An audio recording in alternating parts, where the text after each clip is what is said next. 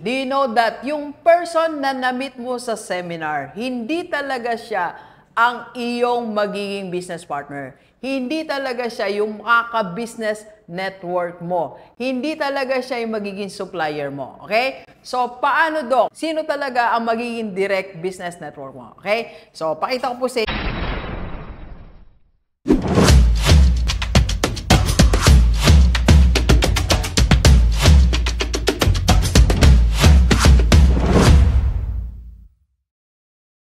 Okay, Gilipers, sa mga gustong lumawak ang business network, do you know that we are doing it the wrong way? Kaya, itama natin. Let's go! Let's go!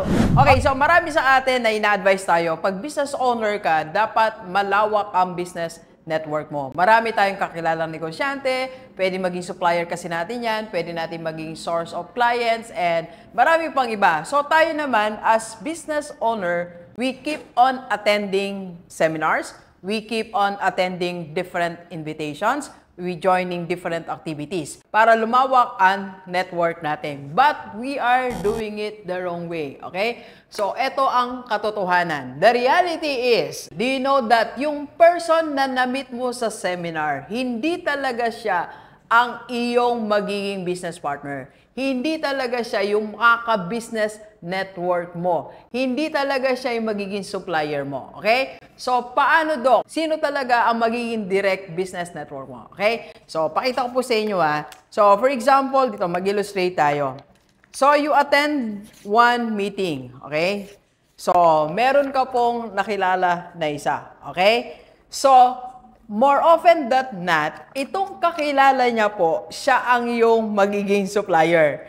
Okay? So, for example, this one. Yan. So, meron po siyang kakilala. Minsan, ito yung magiging supplier mo.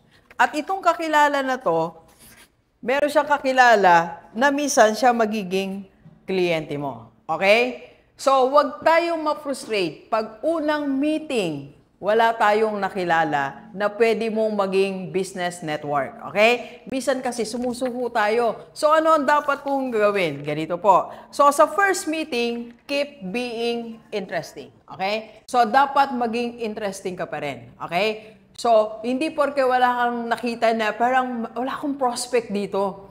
Or wala naman dito na parang similar ko sa business ko na pwede kong ipasok inside my business.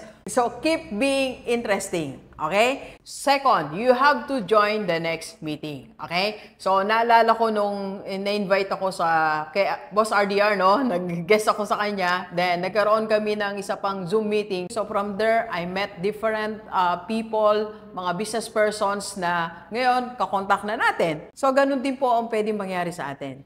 So, keep saying yes to succeeding meetings. Tandaan natin, it's the connection or the network of the first person that can help your business. Okay? So, make sure attend ka sa second meeting. Make sure attend ka sa next activity. Hindi minamadali ang pagkakaroon ng business partner.